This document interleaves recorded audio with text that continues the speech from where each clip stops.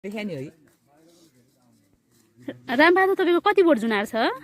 मेरो लगभग जुनार सुन्तला र 500 बोट जति। अहिले 4.5 लाख जतिको बिल्छ। अब कति लाख जति बेच्नु बाँकी छ?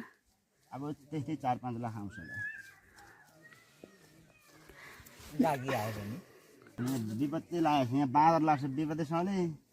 एउटा त धारणा ढुक उठ्यो व्यक्ति 6 बजे कहाँ बाँदर लाग्छ रामकुमार? 9 बजेसम्म सबै जङ्गल छ सबै बाँदर आउँछ। बाँदरले पनि जुनार खान्छ? जुनार सुन्तला मान्छेले भन्दा राम्रोसँग खानु जान्छ बाँदरले। कति बाँदरले कसरी खाँदो रहेछ? कसरी? मान्छेले झैँ नै खोसिहाल्छ। मान्छेले झैँ यसरी नै खोसिहालेर त्यो भित्रको केराको सेतो बोक्रा पनि फ्यालेर खान्छ। मान्छेले झैँ नै पार्टी ड्युटी बस्नुपर्छ? ड्युटी बस्नै पर्छ।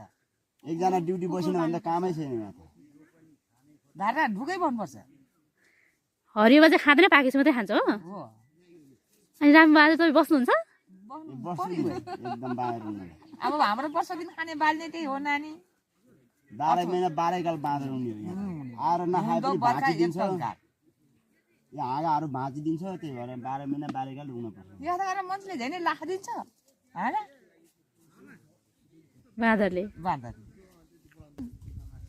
खाना पाइँदैन। च्याममा हामीले खाना त खानु पाउँदैन नानी।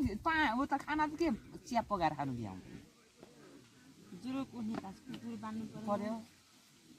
कुकुर हुने त एउटा ड्युटी कुकुर बस्छ, कुकुर बान्नुपर्छ। कुकुर चाहिँ कहाँ बाँध्नुपर्छ?